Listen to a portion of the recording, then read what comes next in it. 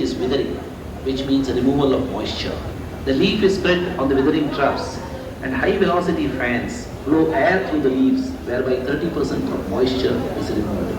The withered leaf is then passed through a tube. Then they cut, turn and curl the leaf while it passes through them. After the CTC, the leaf enters